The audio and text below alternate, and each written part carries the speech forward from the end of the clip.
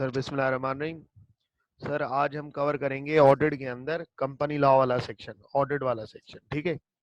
अब एक बात सुने अब एक बात सुने सर कि वो कंपनी, सबसे पहले मैं आपको बता दूं पेड अप कैपिटल क्या होता है।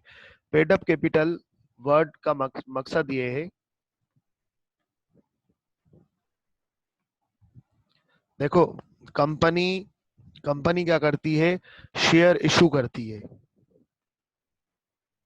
कंपनी शेयर इशू करती है तो कंपनी के बैलेंस शीट पे एक कैपिटल नजर आ रहा होता है। कंपनी के बैलेंस शीट पे एक शेयर कैपिटल नजर आ रहा होता है।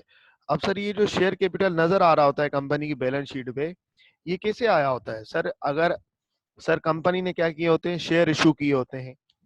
सर शेयर इशू करके, लेट सपोज एक कंपनी ने शेयर इशू किए क्वांटिटी, सर क्वांटिटी एक आ रही होगी और उनकी वैल्यू आ रही होगी रुपीस, जो कि नॉर्मली 10 रुपए होती है, और एक अमाउंट आ रहा होता है। सर शेयर इशू करके आपने कोई भी क्वांटिटी इशू की, मल्टीप्लाई बाय 10, तो एक अमाउंट आ जाता है। इस अमाउंट, ये वो वाला अमाउंट होता है जो कि मैंने शेयर इशू करके मुझे बदले में पैसे मिले। सर लेट सपोज अगर आपने कोई शेयर इशू किए हैं 1 लाख, तो 1 लाख मल्टीप्लाई बाय 10 कितने हो गए सर? 1 मिलियन, मतलब 10 लाख रुपए। तो सर ये वो पैसा है जो कि शेयर इशू करके मुझे मिला, शेयर इशू करके मुझे मिला। तो सर इसको मैं ये कह सकता हूँ sir, paid up capital. Paid up capital ये वो पैसा है जो कि शेयर इशू करके मुझे पैसा मिला। पेड अप ये वो पैसा जो कि पेड किया हुआ है सब्सक्राइबर्स ने। जब मैं शेयर इशू करता हूं तो ये बनता है इशू।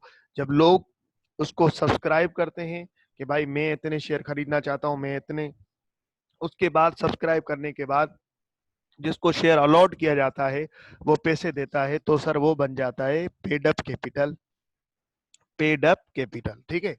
अब बात ये है कि सर जिस कंपनी का, कौन कौन सी कंपनी को ऑडिट करवाना जरूरी है, कौन कौन सी कंपनी को ऑडिट करवाना जरूरी है, कौन कौन सी कंपनी पे ऑडिट करवाने की रिक्वायरमेंट है।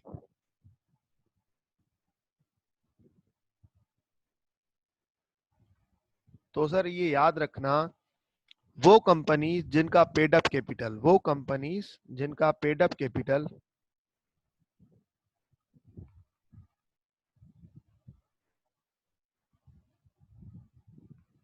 अगर वो कंपनी जिनका पेड अप कैपिटल अगर 1 मिलियन से कम है, less than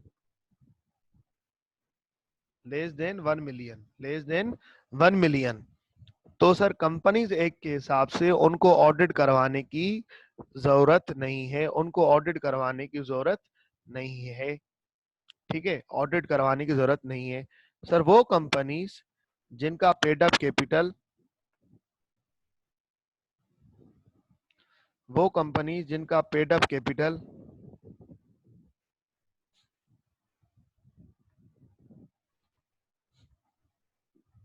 more than 1 million,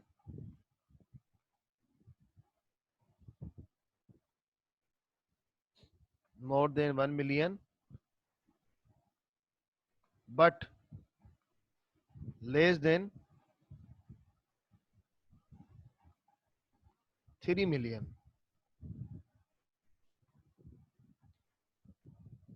less than 3 million. Sir वो कंपनी जिनका paid up capital more than 1 million है बट लेस देन 3 मिलियन है। पेड अप कैपिटल बोले तो क्या सर? दोबारा बता रहा हूं, ये वाला अमाउंट अगर 1 मिलियन से कम है, 1 मिलियन है या 1 मिलियन से कम है, तो ऑडिट करवाने की जिम्मेदारी नहीं है। पर अगर 1 मिलियन से ज्यादा है पर 3 मिलियन से कम है, more than 1 million but less than 3 million, तो ऑडिट करवाने की जिम्मेदारी है, ऑडिट करवाने की जिम्मेदारी है। ठीक है ना सर? पर अगर एक कंपनी है जिसका जिसका पेड अप कैपिटल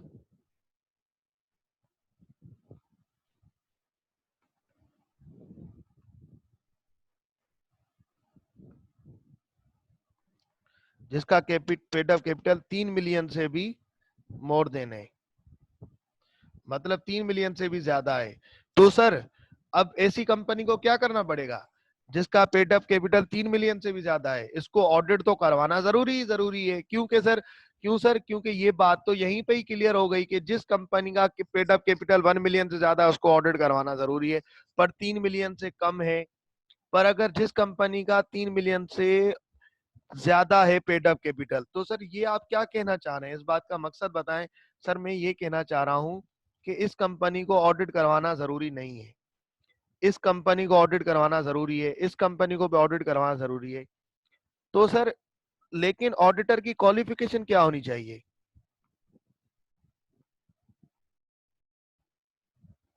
सर इस कंपनी को ऑडिट करवाना जरूरी नहीं है, पर अगर करवाना चाहे तो इसकी मर्जी, करवाना चाहे तो इसकी मर्जी।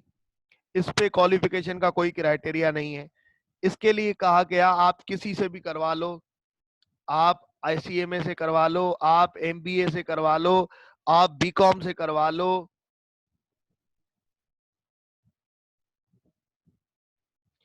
आप किसी से भी करवा लो। लेकिन लेकिन सर ये जो जिस कंपनी का पेड अप कैपिटल 3 मिलियन है, इसका सिर्फ और सिर्फ ऑडिट करेगा practising chartered accountant. Practising chartered accountant sir, इसका इस जिस कंपनी का पेड अप कैपिटल 3 मिलियन से ज्यादा होगा उसका ऑडिट आईसीएमए कभी नहीं कर सकता, उसका ऑडिट कभी बीकॉम नहीं कर सकता, कभी सीमा वाले नहीं कर सकते, कभी एमबीए होल्डर नहीं कर सकता, कोई भी दूसरा बंदा दूसरी क्वालिफिकेशन वाला नहीं कर सकता। सिर्फ और सिर्फ प्रैक्टिसिंग चार्टर्ड अकाउंटेंट करेगा उस कंपनी का ऑडिट जिसका पेड अप कैपिटल 3 मिलियन से ज्यादा है। सर क्या इसका ऑडिट प्रैक्टिसिंग चार्टर्ड अकाउंटेंट कर सकता है? बेटा अगर तुम करवाना चाहो तो कर सकता है, लेकिन इसका ऑडिट, इस कंपनी का ऑडिट सिर्फ और सिर्फ कौन करेगा? Practising chartered accountant. Sir practising chartered accountant का क्या मकसद? बेटा देखो, प्रैक्टिसिंग वर्ड का मतलब, अब कुछ ऑडिटर होते हैं जो कि सीएफओ बन जाते हैं, कुछ कुछ चार्टर्ड अकाउंटेंट होते हैं जो कि सीएफओ बनते हैं, कुछ चार्टर्ड अकाउंटेंट होते हैं जो कि टीचिंग फील्ड में आ जाते हैं, ठीक है ना। कुछ chartered account practising chartered accountant का मतलब जिसका काम ही ऑडिट करना हो, जिसका प्रोफेशन ही ऑडिट करना हो, मतलब वो ऑडिट को प्रैक्टिस कर रहा है। अब देखो, यहां तक बात क्लियर हो गई। जिस कंपनी का पेड अप कैपिटल 1 मिलियन से कम है, जिस कंपनी का पेड अप कैपिटल 1 मिलियन से कम है, सर उस पे कोई रिक्वायरमेंट नहीं है लॉ की तरफ से, पर अगर करवाना चाहे तो उसकी मर्जी, ठीक है ना। हमारी लॉ की तरफ से कोई रिक्वायरमेंट नहीं। जिस कंपनी का पेड अप कैपिटल 1 मिलियन से ज्यादा है पर 3 मिलियन से कम है, उसका सीएमए या बीकॉम या एमबीए करेंगे, चार्टर्ड अकाउंटेंट की जिम्मेदारी नहीं है। पर अगर करवाना चाह रहे हो, रिक्वायरमेंट नहीं है, अगर करवाना चाह रहे हो तो आपकी मर्जी। जिस कंपनी का पेड अप कैपिटल 3 मिलियन से ज्यादा है उस वो ऑडिट तो करवाएगी ही करवाएगी, क्योंकि 1 मिलियन को क्रॉस कर लिया। लेकिन 3 मिलियन से ज्यादा है, मतलब 30 लाख से ज्यादा है, तो सर उसको ऑडिट सिर्फ और सिर्फ प्रैक्टिसिंग चार्टर्ड अकाउंटेंट करेगा और कोई नहीं कर सकता। अब देखो, कंपनी जो होगी वो ऑडिट किससे करवाएगी? कंपनी जो होगी, अब हमारा नेक्स्ट स्टेप है, कंपनी सर ऑडिट किससे करवाएगी? सर कंपनी जो ऑडिट करवाएगी या तो इंडिविजुअल बंदे से करवाएगी, इंडिविजुअल चार्टर्ड अकाउंटेंट, ठीक है ना, इंडिविजुअल बंदा, या तो इंडिविजुअल प्रैक्टिसिंग चार्टर्ड अकाउंटेंट, सही है, इंडिविजुअल जिसका काम हो, जो प्रैक्टिस कर रहा हो, प्रैक्टिसिंग चार्टर्ड अकाउंटेंट, सही है। या तो सर वो किसी फर्म को अपॉइंट करेगी, या तो वो किसी फर्म को अपॉइंट करेगी। फर्म मतलब पार्टनरशिप फर्म, जिसके अंदर जो पार्टनर्स हों, जिसके अंदर जो पार्टनर्स हों वो सारे प्रैक्टिसिंग चार्टर्ड अकाउंटेंट्स हों, जिसके अंदर जो पार्टनर्स हों वो सारे प्रैक्टिसिंग चार्टर्ड अकाउंटेंट्स हों, उनसे ऑडिट कराए। या तो इसको अपॉइंट करेगी या तो इसको अपॉइंट करेगी, इन दोनों में से किसी को अपॉइंट कर सकती है, ठीक है ना। अब सर बात ये है कि जैसे कंपनी इनकॉर्पोरेट होती है, जैसे कंपनी न्यू कंपनी इनकॉर्पोरेट हो रही है, हो गई न्यू कंपनी इनकॉर्पोरेट, तो सर इनकॉर्पोरेट होने के बाद कंपनी को मिलता है सर्टिफिकेट ऑफ इनकॉर्पोरेशन। कंपनी को मिलता है सर्टिफिकेट ऑफ इनकॉर्पोरेशन। सर जैसे सर्टिफिकेट ऑफ इनकॉर्पोरेशन कंपनी को मिल जाता है तो उसके 90 डेज, इस पे डेट लिखी हुई होती है, इस पे डेट लिखी हुई होती है, डेट मेंशन होती है इस पे। लेट सपोज एक कंपनी को मिला सर्टिफिकेट ऑफ इनकॉर्पोरेशन। कैसे मिला होगा सर्टिफिकेट ऑफ इनकॉर्पोरेशन? सर इसने जमा करवाया होगा एमओए, इसने जमा करवाया होगा एओए, तो इसको बदले में मिला होगा certificate of incorporation. Sir certificate of incorporation पे इसको मैं C.OI कर लेता हूँ, सही है। सर्टिफिकेट ऑफ इनकॉर्पोरेशन मिला होगा, तो सर लेट सपोज हमारी कंपनी का नाम है एबीसी लिमिटेड। तो सर अब इस सर्टिफिकेट ऑफ इनकॉर्पोरेशन पे डेट मेंशन होती है कि कौन सी डेट पे ये कंपनी इनकॉर्पोरेट हुई और सर्टिफिकेट की डेट क्या है, सही है ना। अब सर लेट सपोज कोई डेट है, कौन सी तारीख की? सर डेट है कोई, आप मेंशन कर लें 1 मार्च, 1 मार्च 2019। अब सर 1 मार्च 2019 की डेट है सर्टिफिकेट ऑफ इनकॉर्पोरेशन की, हमारी कंपनी इनकॉर्पोरेट हो गई अल्लाह के हुक्म से। अब सर इस 1 मार्च 2019 के जो सर्टिफिकेट ऑफ इनकॉर्पोरेशन डेट है, इसके 90 डेज, इसके 90 डेज के अंदर, इसके 90 days, within 90 days, within 90 days from date of incorporation, within 90 days from date of incorporation, incorporation भाईजान, ये जो सर्टिफिकेट ऑफ इनकॉर्पोरेशन है इसके 90 दिन के अंदर, इसके कितने दिन के अंदर? इसके 90 दिन के अंदर सर्टिफिकेट ऑफ इनकॉर्पोरेशन पे डेट डली हुई होगी। जिस दिन तुम्हें सर्टिफिकेट ऑफ इनकॉर्पोरेशन मिला उसके 90 दिन के अंदर, उसके 90 दिन के अंदर तुम्हें ऑडिटर को अपॉइंट कर लेना है। अब कंपनी नहीं बनी है तो शुरू शुरू में तो ऑडिटर नहीं होगा ना कंपनी का। शुरू शुरू में तो जैसे ही कंपनी में नहीं बनाने जा रहा हूँ, न्यू कंपनी है मेरी, तो शुरू में तो ऑडिटर तो नहीं होगा ना, तो मुझे अपॉइंट करना पड़ेगा। सर उस ऑडिटर को क्या बोला जाएगा? उसको बोला जाएगा फर्स्ट ऑडिटर, उसको बोला जाएगा first auditor.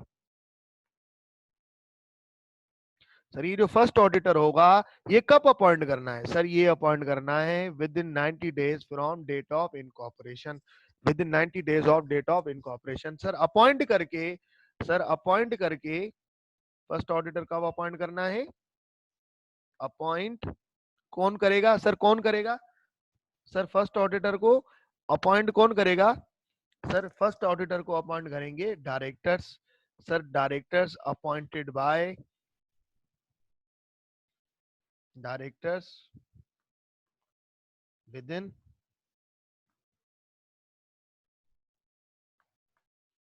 90 days from date of incorporation. First auditor को हमेशा डायरेक्टर भाईजान अपॉइंट करेंगे, याद रखना। फर्स्ट ऑडिटर को हमेशा डायरेक्टर्स भाईजान अपॉइंट करते हैं।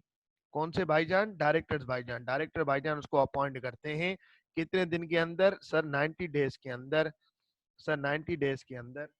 अब ये 90 डेज के अंदर जब इसको अपॉइंट करते हैं तो वो इसकी, इसकी फीस, फीस को मतलब रेम्यूनरेशन, फीस को मैं वर्ड दूंगा रेम्यूनरेशन, और रेम्यूनरेशन भी फिक्स कर लेते हैं, रेम्यूनरेशन भी इसकी फिक्स कर लेते हैं भाई, फी भी इनमें आपस में बातचीत करके तय कर लेते हैं।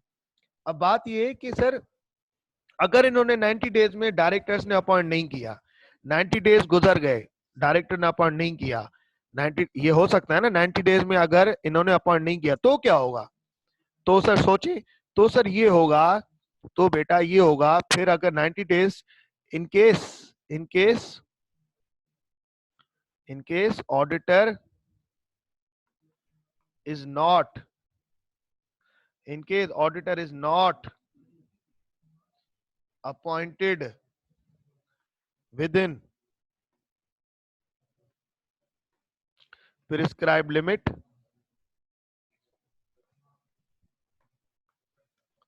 that is 90 days from date of incorporation. From date of incorporation. अगर डायरेक्टर ने ये 90 डेज के अंदर सर अपॉइंट नहीं किए तो फिर क्या होगा? तो बेटा ये होगा फिर कमीशन। कमीशन बोले तो security exchange commission of Pakistan आ जाएगा। वो आ जाएगा security exchange of commission. Sir वो बीच में आ जाएगा और वो खुद अपॉइंट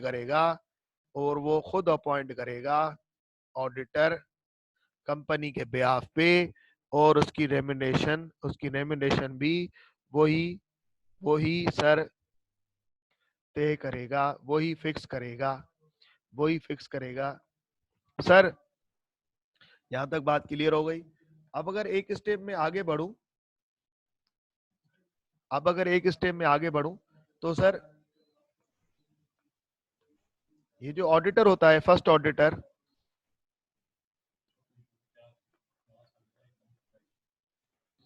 ये जो फर्स्ट ऑडिटर होता है सर ये कब रिटायर होगा? सर ये कब रिटायर होगा? सर ये रिटायर होगा फर्स्ट एजीएम पे। फर्स्ट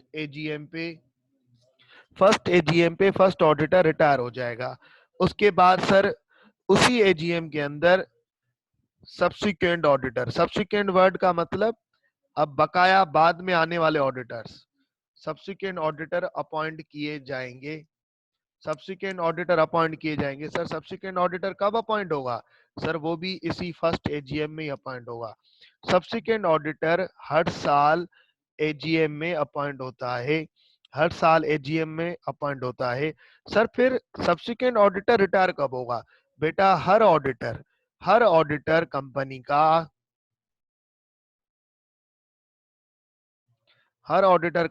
का एजीएम के अंदर रिटायर होता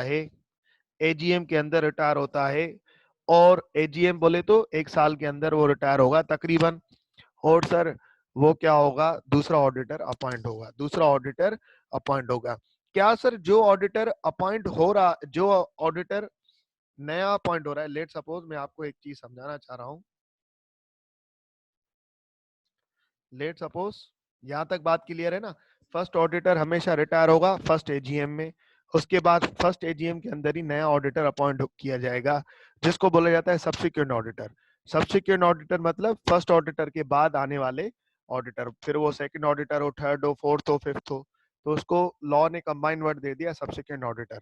सब्सिक्वेंट ऑडिटर भी हर साल एजीएम में रिटायर होता है एनुअल जनरल मीटिंग के अंदर, और नया ऑडिटर सिलेक्ट हो जाता है, अपॉइंट हो जाता है। सर ये जो फर्स्ट ऑडिटर है ये जब रिटायर हो जाता है, ठीक है ना, तो क्या ये दोबारा अपॉइंट हो सकता है? सर कैसे? जैसे कि सर अगर मेरी कंपनी है एबीसी लिमिटेड और इसका ऑडिटर है डिलॉयट। सर डिलॉयट, अब सर लेट सपोज डिलॉयट ने ऑडिट किया 2016 का। अब 2016 को ऑडिट करके ये रिटायर हो गए 2016 की एजीएम के अंदर ये रिटायर हो गए। अब नया ऑडिटर अपॉइंट किया जाएगा इसी एजीएम के अंदर। डिलॉयट रिटायर हुआ, इसी एजीएम के अंदर नया ऑडिटर अपॉइंट किया जाएगा। अब क्या ये रिटायरिंग ऑडिटर, अब डिलॉयट कौन बना? रिटायरिंग ऑडिटर बना डिलॉयट। क्या डिलॉयट दोबारा ऑडिटर बन सकता है? जी सर बिल्कुल। डिलॉयट दोबारा अप्लाई करे। ऑडिटर बनने के लिए ऑडिटर को कंसर्न देना पड़ता है, concern to act as auditor,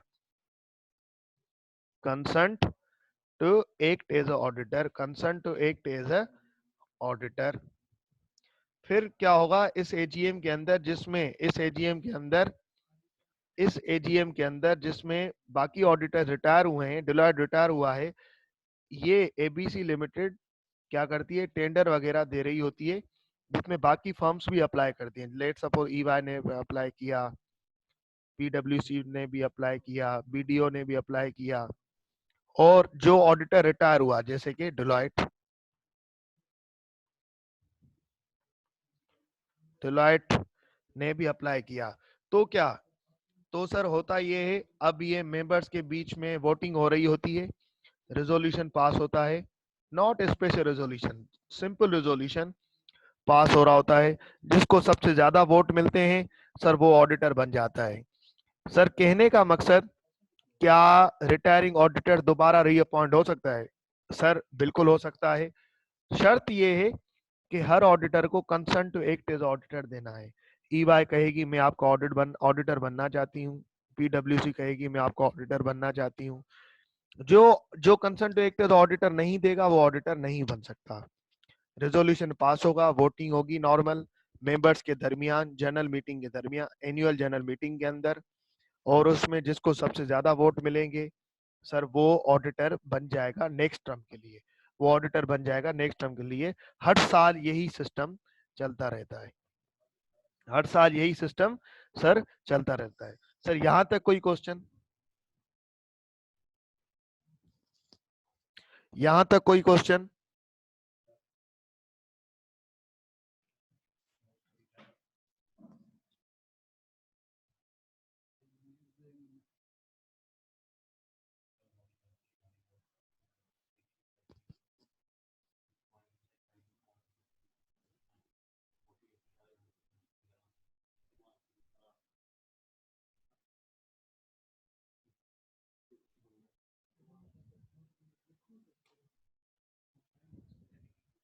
सब बता दें, यहां तक किसी को कोई क्वेश्चन?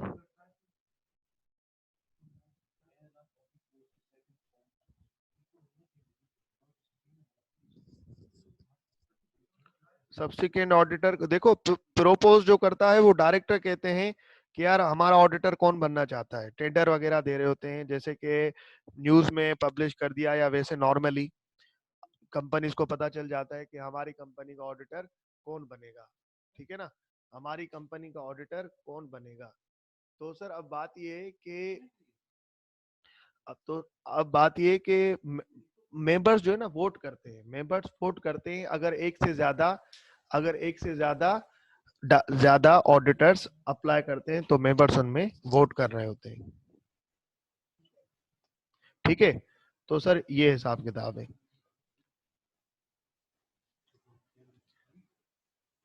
अब अगर सर मैं आपसे एक और बात करूं आगे, आ जाए थोड़ा सा रीड कर लेते हैं हैंड आउट के अंदर।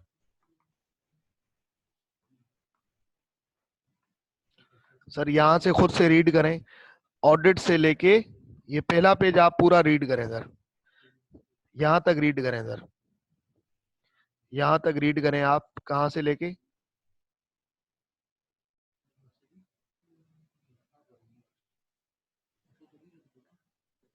यहाँ से लेके और यहाँ तक रीड करें सर आप, कमीशन तक रीड करके मुझे बताएं सर, कोई भी प्रॉब्लम हो मुझे बता दें सर।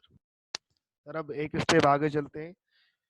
सर अब एक ऑडिटर अगर रिटायर हो जाता है तो उसके क्या राइट्स होते हैं? सर उसके राइट्स ये होते हैं कि भाईजान उसको मेंबर्स की तरफ से या डायरेक्टर्स की तरफ से नोटिस भेजा जाता है, सेंड किया जाता है कि यार अब आप ना रिटायर हो चुके हो, अब हम आपको दोबारा अपॉइंट नहीं करेंगे, एजीएम से पहले ही उसको नोटिस सेंड किया जाता है। तो अब उस ऑडिटर का राइट है, अब वो ऑडिटर क्या बनेगा? Retiring auditor.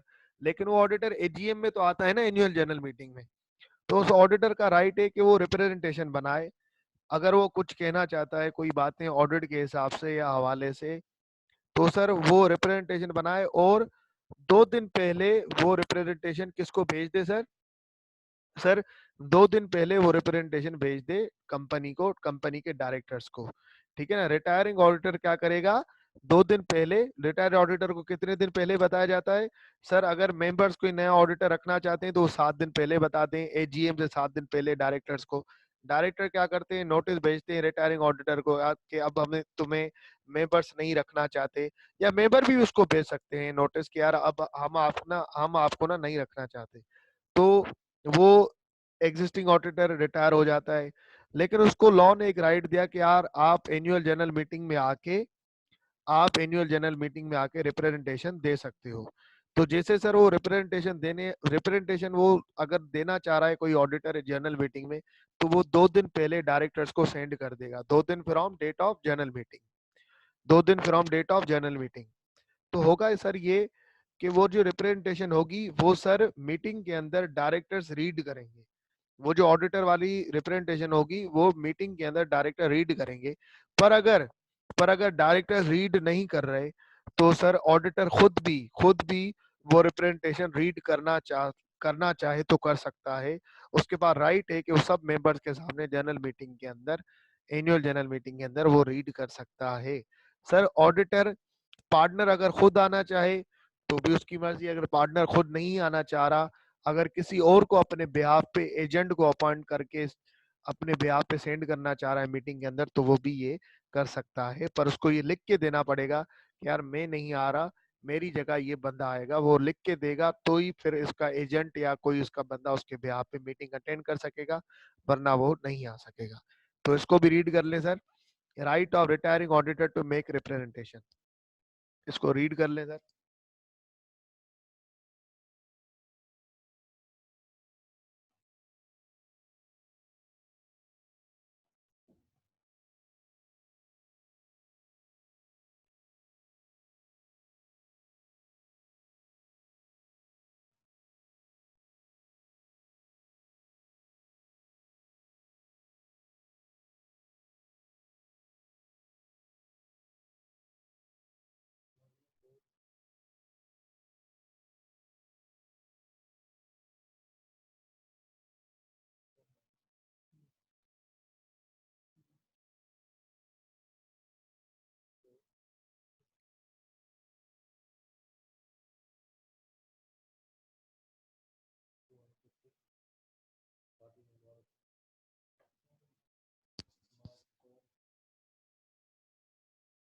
चलें सर, अब एक स्टेप आगे चलते हैं, एक स्टेप आगे चलते हैं सर। लेट सपोज सर, अगर कैजुअल वैकेंसी हो जाती है, अगर कैजुअल वैकेंसी अगर कैजुअल वैकेंसी हो जाती है, वर्ड कैजुअल वैकेंसी का क्या मकसद है सर? वर्ड कैजुअल वैकेंसी का क्या मकसद है?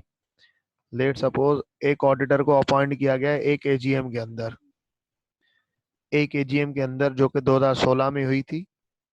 इसमें अपॉइंट किया गया कि आप ऑडिट करोगे 2017 के साल का, फाइनेंशियल ईयर 2017 का आप ऑडिट करोगे। तो ये ऑडिटर रिटायर कब होगा सर? नेक्स्ट एजीएम में। सर नेक्स्ट एजीएम में ये रिटायर होगा, जो अब आने वाली होगी। सर यहाँ पे रिटायर होगा, यहाँ पे अपॉइंट हुआ था,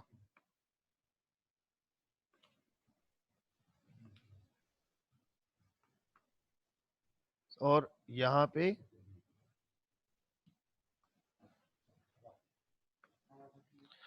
पे रिटायर हो गया। अब सर बात ये कि यहाँ पे रिटायर होगा। अब इस दौरान, अगर इस टाइम पीरियड के दौरान, इस टाइम पीरियड के दौरान अगर इस टाइम पीरियड के दौरान इस टाइम पीरियड के दौरान अगर वो रिमूव किया गया उसको मेंबर्स की तरफ से, रिमूव कौन कर सकते हैं? मेंबर्स। या रिमूव कौन से कर सकते हैं? मेंबर्स। या डेथ हो गई, ऑडिटर बेचारे की डेथ हो गई, या सर ऑडिटर ने खुद रिजाइन दे दिया। इस टाइम पीरियड के दौरान अगर ऑडिटर को रिमूव किया गया, सर किसको रिमूव किया गया सर? स्पेशल रेजोल्यूशन के थ्रू। अगर मेंबर्स रिमूव करेंगे तो वो स्पेशल रेजोल्यूशन पास करके फिर रिमूव करेंगे।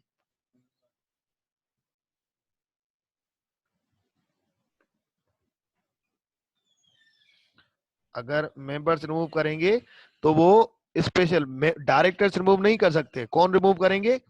मेंबर्स रिमूव कर सकते हैं। मेंबर्स रिमूव करेंगे तो हमेशा स्पेशल रेजोल्यूशन पास करके फिर रिमूव करेंगे। डेथ हो गई तो सर नेचुरल केस है, या ऑडिटर ने खुद रिजाइन दे दिया, उसने बोला मैं तुम्हारा ऑडिट नहीं करूंगा। इन तीनों केसेस में कैजुअल वैकेंसी कहा जाएगा।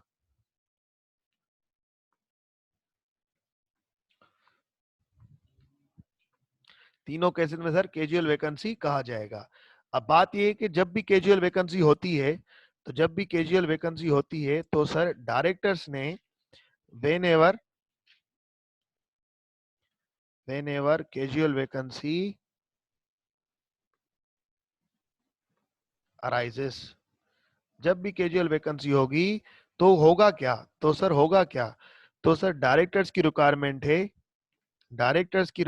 है कि जिस दिन कैजुअल वैकेंसी हुई, जिस दिन directors are required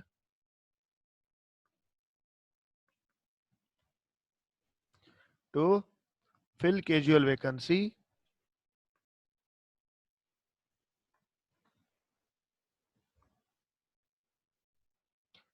within 30 days, within 30 days। Sir let suppose अगर कैजुअल वैकेंसी हुई मेरी कब हुई सर, 15 जून को, 15 जून 2018 को कैजुअल वैकेंसी हुई, तो यहां से लेके 30 डेज कब होंगे, 14 जुलाई। तो 14 जुलाई तक डायरेक्टर्स का काम है, नए ऑडिटर को अपॉइंट कर लें। 14 सर 30 दिन के अंदर, 15 जून से लेके 14 जुलाई, मतलब 30 दिन के अंदर, 30 डेज के अंदर, इस तारीख को क्या हुई सर, इस तारीख को हुई कैजुअल वैकेंसी। सर ऑडिटर को या तो रिमूव किया गया मेंबर्स की तरफ से, ठीक है, या तो सर डेथ हो गई या उसने रिजाइन दे दिया। अब होगा क्या, डायरेक्टर्स क्या करेंगे, नया ऑडिटर अपॉइंट करेंगे, कितने दिन के अंदर, 30 दिन के अंदर, 30 दिन from date of casual vacancy. और सर उसकी रेम्यूनरेशन फिक्स करेंगे, उसकी रेम्यूनरेशन फिक्स करके किसको बताएंगे, सर एसीसीपी को बता देंगे कि यार हमने ना ये काम कर लिया है, हमने ये काम कर लिया है। पर अगर डायरेक्टर्स अपॉइंट नहीं करते और 30 दिन गुजर जाते हैं तो क्या होगा, तो सर फिर कमीशन आएगी। अगर डायरेक्टर्स ने 30 दिन में अपॉइंट नहीं किया तो क्या होगा, तो सर कमीशन आएगी, वो ऑडिटर अपॉइंट करेगी और उसकी रेम्यूनरेशन फिक्स कर लेगी। बात समझ में आ रही है ना सर। ये जो भी ऑडिटर्स को रिमूवल होता है, ये जो भी ऑडिटर्स का जो रिटायर हुआ एजीएम के अंदर, या नए ऑडिटर को अपॉइंट किया गया, या ऑडिटर को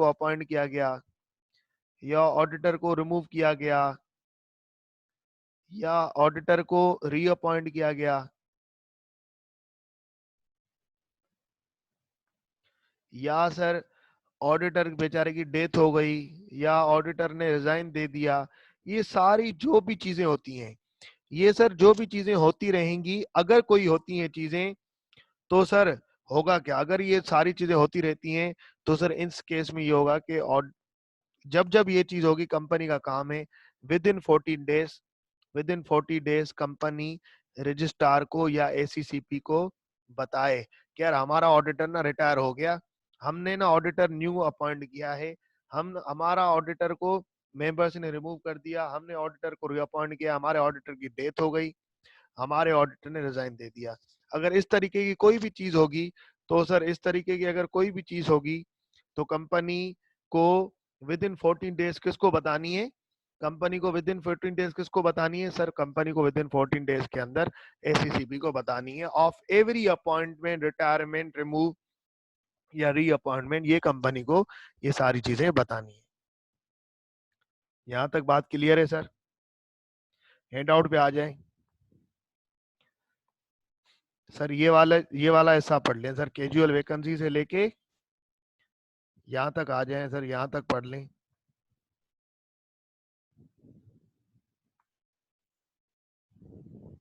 यहां तक पढ़ेंगे सर हम,